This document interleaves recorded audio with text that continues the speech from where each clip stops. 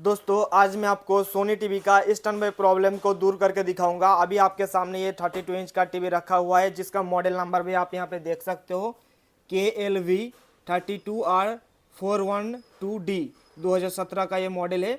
412 number का है और इससे पहले कभी भी ये ख़राब नहीं हुआ है, पहली बार ख़राब हुआ है। और ये ख़राब भी हुआ है तो अभी ये स्टैंड बाय पोजीशन में है। मैं आपको दिखाना चाहूँगा। यहाँ पे इसका स्विच दिया हुआ है, आप देख सकते हो कि यहाँ पे 217 वोल्ट मौजूद है। तो इसको मैं ऑन करता हूँ। ऑन करते ही आप देखिए यहाँ पे डिस्प्ले पर भी कुछ भी नहीं आ रहा है और इंडिकेटर भी नहीं जल रहा है। लेकिन इसके साथ ये जो हमने 19 वोल्ट का अडेप्टर लगा के रखा हूँ इसी टीवी के साथ आया है। इसका आउटपुट वोल्टेज मैं आपको चेक करके दिखाता हूँ और ये लगा हुआ है कि नहीं ये भी आप देख लीजिए। अभी देखिए ये हमारा कनेक्टर लगा हुआ है, फिर भी ये टीवी चालू नहीं हो रहा है। तो मैं आपको पहले दिखाना चाहूँगा कि इसका वोल्टेज इसके अंदर मौजूद है कि नहीं। तो इसके लिए हमें मल्टीमीटर की ज़रूरत पड़ेंगे। तो ये रहा हमारा मल्टीमीटर, इसको वोल्टेज पर सेट करके रखा हूँ, डीसी वोल्टेज पर। और अब इसका आउटपुट वोल्टेज आपको चेक करके दिखाना चाहूँगा। यहाँ पे ये देखिए आपको प्रॉपर वोल्टेज दिख रहा मिल रहा है 18.94, यानी कि ये 19 वोल्ट देखने को मिल रहा है। अब मैं इसको लगाता हूँ टीवी पर और उसके बाद फिर से आपको एक बार दिखा देता हूँ। यहाँ पे मैंने लगाया और लगाने के बाद चलिए अब देखिए डिस्प्ले पर कुछ भी आता है कि नहीं। यहाँ पे देखिए कुछ भी नहीं आ रहा है। मैं इसके अंदर पावर बटन को प्रेस करूँगा। पावर बटन किधर गया, इधर है। पावर बटन को प्रेस करता हूँ, देखिए प्रेस किया, फिर भी ये टीवी चालू नहीं हो रहा है। तो इसको ठीक करने के लिए इस टीवी का बैक साइड को मैं खोल लेता हूँ। चलिए सारे स्क्रू को हमने खोल दिया हूँ। अब बैक साइड को खोल के आपको दिखाता हूँ कि इसके अंदर का पीसीबी का कंडीशन क्या है। और मेरे ख्याल से जो कस्टमर ने बताया कि पहली बार ये टीवी ख़राब हुआ है, इसका मतलब सारे के सारे फ्रेश हमें देखने को मिलेंगे। यहाँ पे देखिए इस टीवी का बैक साइड को खोलने के बाद हमें इसके अंदर सबसे पहले एक बड़ा साइज का बोर्ड देखने को मिल रहा है। और इसी बोर्ड के अंदर बैकलाइट ड्राइविंग सेक्शन भी इसी के अंदर है। ये जो सेक्शन आप देख रहे हो ये बैकलाइट ड्राइवर सेक्शन है। उसके साथ ही साथ यहाँ पे एक होम थिएटर जैसे देख सकते हो बहुत बड़ा साइज का एक स्पीकर भी लगा हुआ है। और यहाँ पे एक स्पीकर है और यहाँ पे एक स्पीकर है। और इसके अंदर पावर सप्लाई नहीं है क्योंकि पावर सप्लाई का अडेप्टर बाहर से अलग से ये दिया गया है। देखिए यहाँ पे सोनी 19.5 वोल्ट लिखा आ रहा होगा। आपके मन में एक क्वेश्चन आ सकता है कि इस अडेप्टर के ऊपर 19.5 वोल्ट लिखा आ रहा है, लेकिन जब हमने इसके आउटपुट पर चेक करा तो यहाँ पे 18.94 वोल्टेज हमें देखने को मिला। क्या इसके वजह से ऐसा प्रॉब्लम आ रहा है? तो बिल्कुल नहीं है। आप इसके अंदर 19 वोल्ट दोगे तब भी ये बहुत ही आराम से चलते हैं। तो हम क्या करेंगे कि सारे वोल्टेज को हम चेक करके देखेंगे। तो इसके लिए क्या करेंगे कि इसको अडाप्टर को यहाँ पे मैं लगाता हूँ। अडाप्टर को लगाने के बाद इसका वोल्टेज हम चेक करेंगे। और मैं आपको एक चीज़ कहना चाहूँगा कि ये जो आप बोर्ड देख रहे हो ना, इस बोर्ड का जो कहाँ पे कितना वोल्टेज मिलना चाहिए, इसका जो वोल्टेज चार्ट होता है ना, ये आपको deepelectronicslab.com पर मिल जाएंगे। तो आप वहां से इस वाली बोर्ड का जो वोल्टेज चार्ट है वो आप डाउनलोड कर लीजिए। हमारा वेबसाइट का लिंक नीचे डिस्क्रिप्शन में दिया हुआ है, वहां पे जाके आप डाउनलोड कर सकते हो। इसके अलावा अगर आप गूगल पे जाके सर्च करोगे deepelectronicslab.com और उसके अंदर से आप ये वाली मॉडल नंबर आप सर्च करिए। इसका मॉडल नंबर तो मैंने आप लोगों को पहले ही दिखा दिया हूँ, तो उसके अकॉर्डिंग आप सर्च करके इसका वोल्टेज चार्ट डाउनलोड कर सकते हो। अब मैं इसके अंदर वोल्टेज को मेजरमेंट करके दिखाता हूँ क्योंकि मेरे पास ऑलरेडी इसका वोल्टेज चार्ट है। तो वोल्टेज को मेजरमेंट करने के लिए हमें ये सबसे पहले समझना होगा कि इस वाली बोर्ड के अंदर कौन सा सेक्शन किस काम के लिए इस्तेमाल किया गया है। तो यहाँ पे देखिए 3-4 सेक्शन अलग अलग से डिवाइड किया हुआ है। सबसे पहले ये जो सेक्शन आप देख रहे हो ना, यहाँ पे वोल्टेज रेगुलेटिंग सेक्शन है, जो कि अडेप्टर का वोल्टेज यहाँ पे आएंगे और यहाँ पे आने के बाद इस कैपेसिटर और इस कॉइल के माध्यम से अलग अलग जगह पे डिस्ट्रीब्यूट होकर वो स्टेप डाउन होके जहाँ पे जितना वोल्टेज की जरूरत पड़ेंगे वहाँ तक पहुँच जाएगा।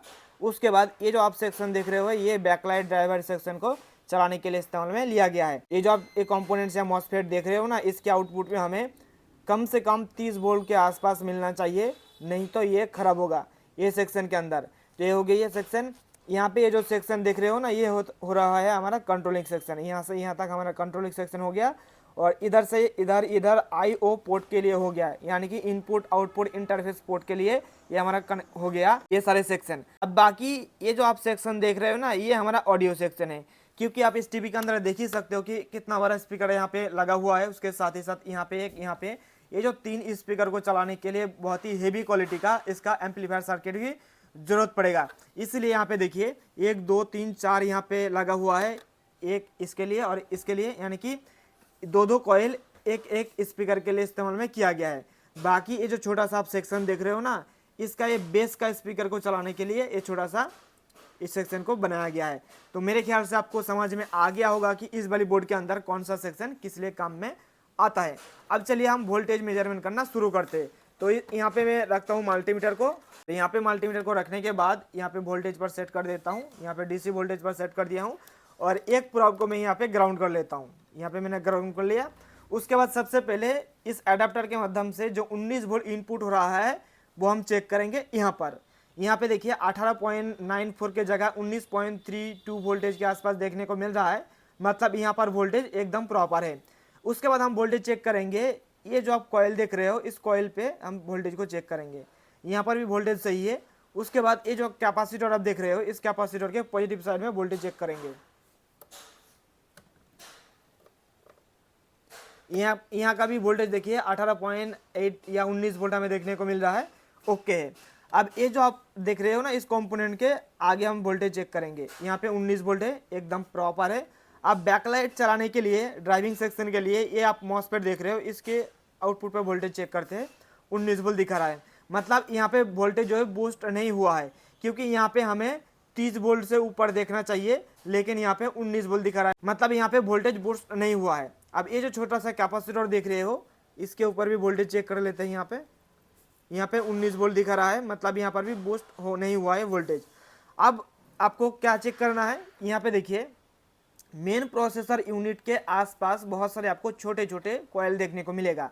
छोटे छोटे कॉइल किस लिए इस्तेमाल किया जाता है? कोई 3.3 वोल्ट के लिए, कोई 2.5 वोल्ट के लिए, कोई 1.8 वोल्ट के लिए, कोई 1.2 वोल्ट के लिए। इस तरीके से अलग अलग वोल्टेज के लिए अलग अलग कॉइल को इस्तेमाल किया जाता है। तो मैं सबसे पहले इस वाली कॉइल का वोल्टेज को चेक करता हूँ।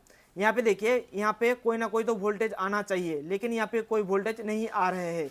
तो यहाँ पे कितना वोल्टेज आएंगे? मेरे ख्याल से 5 वोल्ट के आसपास आएंगे, जितने भी आएंगे, लेकिन यहाँ पे वोल्टेज आना चाहिए। उसके बाद ये जो आप देख रहे हो कॉइल, इसके अंदर मैं वोल्टेज चेक करता हूँ। यहाँ पर भी वोल्टेज एकदम नहीं है। अब ये छोटा सा कॉइल आप देख रहे हो, सी लिखा हुआ है, तो इसके अंदर मैं वोल्टेज चेक करता हूँ। यहाँ पर भी कोई वोल्टेज नहीं है।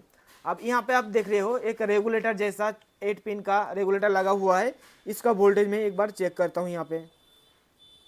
यहाँ पर भी वोल्टेज नहीं है, यहाँ पर भी वोल्टेज नहीं है। इस कैपेसिटर क्या देख लेता हूँ, इस कैपेसिटर पर भी वोल्टेज नहीं है, यहाँ पर भी वोल्टेज नहीं है, यहाँ पर भी वोल्टेज नहीं है, यहाँ पर भी वोल्टेज नहीं है।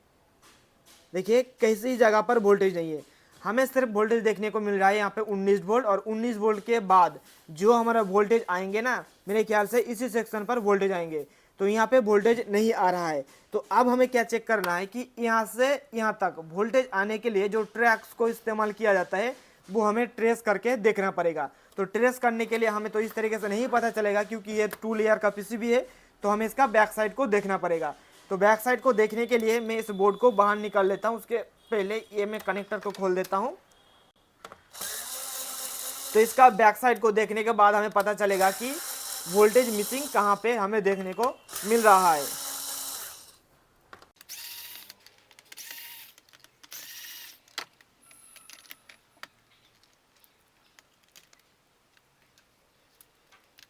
मैंने सारे कनेक्टर को खोल दिया हूँ, और कनेक्टर को खोलने के बाद आप देखिए इसका बैक साइड में हीट ट्रांसफर के लिए यहाँ पे एक हीट सिंक जैसा एक ट्यूब को इस्तेमाल किया गया है।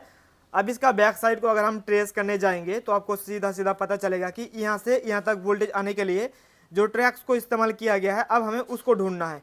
तो मेरे ख्याल से यहाँ पे हमें पता चलेगा, मैं देख लेता हूँ एक बार फिजिकली कि कहाँ से कहाँ तक वोल्टेज जा रहा है, उसके बाद हमें पता चलेगा। दोस्तों बहुत टाइम लगा के ढूंढने के बाद फाइनली इस बोर्ड का जो फॉल्ट है हमें पता चल गया है। मैं आपको दिखाना चाहूँगा कि यहाँ पे देखिए, एक चीज़ आपको दिखाना चाहूँगा कि यहाँ पे एक छोटा सा फ्यूज रेजिस्टेंस लगा हुआ है। तो फ्यूज रेजिस्टेंस का इस पर हमें 19 वोल्ट देखने को मिल रहा है, लेकिन इसका आउटपुट में हमें 4, 5, 6 वोल्ट के आसपास हमें देखने को मिल रहा है। तो इसी प्रॉब्लम के वजह से ऐसा प्रॉब्लम हो रहा है। मैं आपको एक बार दिखाना चाहूँगा कि सबसे पहले मैं आपको जहाँ पे वोल्टेज नहीं आ रहा था, मैं आपको दिखाना चाहूँगा। यहाँ पे देखिए वोल्टेज नहीं आ रहा है, मैं टच करा, कोई भी वोल्टेज नहीं आ रहा है। यहाँ पर कोई भी वोल्टेज नहीं है, लेकिन यहाँ पे देखिए 19 वोल्ट मौजूद है, यहाँ पर भी कोई वोल्टेज नहीं है। तो जब मैंने इसको अच्छे से ढूंढा, इधर साइड ढूंढा, उधर साइड ढूंढा, सारे के सारे ट्रैक्स को ढूंढा, लगभग मैंने को 15 से 20 मिनट लगा इस फॉल्ट को ढूंढने में। तो जब मैंने यहाँ पे टच करके देखा थोड़ा सा, तो आप देखिएगा कि यहाँ पे 18 वोल्ट के आसपास यह देखने को मिल रहा है, 18.0, 19 वोल्ट, यानी कि यहाँ पे वोल्टेज तो सही है। लेकिन जैसे ही इस रेजिस्टेंस के इस पर मैं चेक कर रहा हूँ, आप देखिए यहाँ पे 2 वोल्ट, 2.1 वोल्ट, 1.8 वोल्ट, 1.7 वोल्ट के आसपास हमें देखने को मिल रहा है। मतलब ये जो रेजिस्टेंस आप देख रहे हो ना, ये फ्यूज रेजिस्टेंस इसको बोला जाता है, जिसके वजह से हमारा वोल्टेज सही से इधर से उधर नहीं हो पा रहा है। तो मैं क्या करूंगा कि इस फ्यूज को मैं चेंज करके देखता हूं। तो इस फ्यूज को चेंज करने के लिए मैं 0 ओम का रेजिस्टेंस यहाँ पे लगाने वाला हूँ। मेरे पास आप लोगों को पता होगा कि ऑलरेडी है रेजिस्टेंस का एक है हमारे पास पूरा का पूरा। ये देखिए रेजिस्टेंस बुक इसको बोला जाता है। तो इसके अंदर से मैं रेजिस्टेंस को बाहर निकालता हूँ। 0 ओम का रेजिस्टेंस मैं निकालूंगा, उसके बाद लगा के मैं देखता हूँ कि ये होगा कि नहीं। यहाँ पे लगभग कितने प्रकार के बहुत सारे ये सारे के सारे एसएमडी रेजिस्टेंस है। तो 0 ओम का रेजिस्टेंस आपको यहीं पर देखने को मिल जाएंगे। यहाँ पे देख सकते हो 0 ओम लिखा हुआ है। तो मैं यहाँ से एक रेजिस्टेंस को बाहर निकालता हूँ और हमेशा इसको इस्तेमाल करता हूँ जब भी कोई भी एसएमडी, कोई भी फ्यूज या एसएमडी फ्यूज खराब हो जाते हैं, तब यहाँ पे मैंने एक पीस बाहर निकाला हूँ। अब मैं इसको रख देता हूँ वापस, ताकि इन फ्यूचर में हम काम में आएंगे। अब यहाँ पे 2 पीस निकल गया है दोस्तों, तो एक पीस में बाद में डाल दूंगा। यहाँ पे देखिए एक पीस और एक पीस, 2 पीस निकल गया है। सभी मार्केट में ये वाला नहीं मिलता है, मैं स्पेशली चाइना से मंगवाया था। आप देख सकते हो यहाँ पे लिखा भी हुआ है सैंपल बुक, चाइना से स्पेशली मैंने मंगवाया था, क्योंकि इतने सारे कंपोनेंट्स एक साथ मार्केट से मिलना मुश्किल है। तो एक पीस को मैं वापस डाल दूंगा। लेकिन फिलहाल के लिए मैं क्या करता हूँ कि इसके अंदर से जो हमें ख़राब मिला है ना, उसको निकाल के हमने अभी अभी जो ये वाला रेजिस्टेंस को लगा के आपको दिखाता हूँ। तो इसके लिए हमें अपने जो एसएमडी मशीन है उसके मदद से इसको हमें बाहर निकालना पड़ेगा। तो मैं यहाँ पे निकाल लेता हूँ इसको, इस जगह पे देखिए।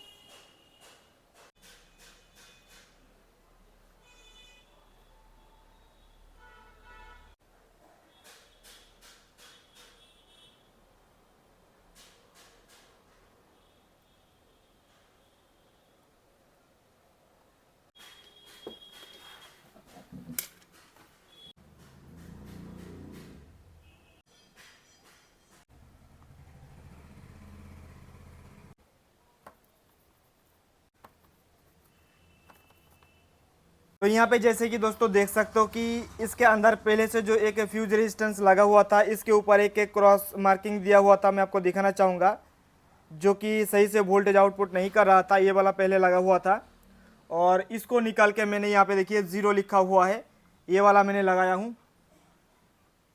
तो इसको लगाने के बाद अब देखता हूँ कि सारे के सारे वोल्टेज हमारा पहुँच रहा है कि नहीं। इस रेजिस्टेंस को यहाँ पे रखता हूँ। तो इसको देखने के लिए अब हमें इसके अंदर सप्लाई इनपुट करना होगा। तो सारे चीज़ मैं हटा देता हूँ।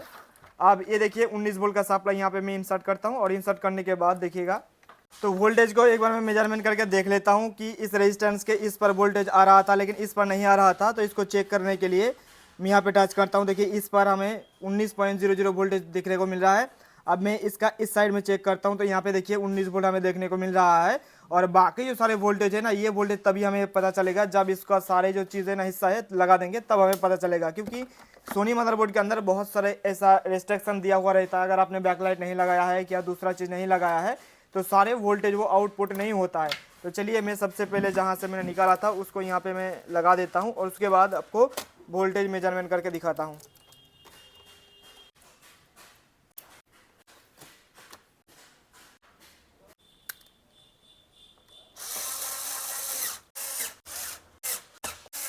तो चलिए अब इसका वोल्टेज को आप मेजरमेंट करके देखता हूँ। तो इसके लिए हमें सबसे पहले इसका सप्लाई इंसर्ट करना पड़ेगा हमें। तो सप्लाई इंसर्ट मैंने कर दिया हूँ। अब सप्लाई इंसर्ट करने के बाद अब चलिए वोल्टेज को मेजरमेंट करके देखता हूँ। यहाँ पे हमें जो वोल्टेज नहीं मिल रहा था, यहाँ पे 19 वोल्ट देखने को मिल रहा है। तो एक बार मैं क्या करता हूँ कि पावर बटन को प्रेस करता हूँ और उसके बाद देखता हूँ। यहाँ पे देखिएगा 19 वोल्ट की जगह देखिए 30 वोल्ट आ चुका है, जो कि पहला हमें सिर्फ और सिर्फ 19 वोल्ट देखने को मिल रहा था, अभी 30 वोल्ट देखने को मिलने लग गया है। अब बाकी जो सारे वोल्टेज है, ये जो आप छोटे छोटे आप देख रहे हो ना, इसके आसपास हमें वोल्टेज देखने को मिलेगा। यहाँ पे देखिए 12 वोल्ट देखने को मिल रहा है, जो कि पहले नहीं देखने को मिल रहा था। और उसके बाद इस छोटे के अंदर देखता हूँ, यहाँ पे 1.2 वोल्ट देखने को मिल रहा है, जो कि पहले नहीं देखने को मिल रहा था। अब यहाँ पे वोल्टेज चेक करता हूँ, यहाँ पे 1.5 वोल्ट देखने को मिल रहा है, जो कि पहले नहीं देखने को मिल रहा था। और सबसे बड़ी बात यह है कि देखिए इसका बैकलाइट भी जल चुका है, जो कि पहले नहीं जल रहा था। अब इसका डिस्प्ले भी देख लेता हूँ, मेरे ख्याल से इसका डिस्प्ले आ जाना चाहिए। चलिए इसको देखने के लिए देखिए वाकई में इसका डिस्प्ले आ गया है और बहुत ही बेहतरीन तरीके से आ गया है। तो एक छोटा सा प्रॉब्लम को ढूंढने के लिए हमें इतना ज़्यादा समय देना पड़ा है। और क्योंकि दोस्तों सोनी एलईडी टीवी बहुत ही कम लोग खरीदते हैं, क्योंकि इसका कीमत बहुत ही ज़्यादा होते हैं, और जैसे ज़्यादा होते हैं ना तो इसका लॉन्जेविटी बहुत ही ज़्यादा होते हैं। मैं आपको ये भी दिखाना चाहूँगा कि इस सोनी टीवी के अंदर पैनल किस कंपनी का लगा हुआ है, क्योंकि बहुत सारे लोग मेरे को पूछते रहते हैं क्या सोनी टीवी के अंदर हम एलईडी टीवी का डिस्प्ले लगा सकता हूँ कि नहीं। तो इसके अंदर का जो किस कंपनी का पैनल लगा हुआ है ये भी आपको पता चलेगा। तो मेरे ख्याल से दोस्तों इस वाली टीवी का प्रॉब्लम को सॉल्व करने में जो भी हमने प्रोसेस फॉलो किया हूँ वो आपको अच्छे से पता चल गया है। अब बारी आती है कि इसका डिस्प्ले को आपको दिखाना है। तो मैं सबसे पहले इसको खोल देता हूँ। खोलने के बाद इसका डिस्प्ले किस कंपनी का है उसको देखने के लिए हमें ये जो 4-6 स्क्रू लगा हुआ है इसको हमें खोलना पड़ेगा।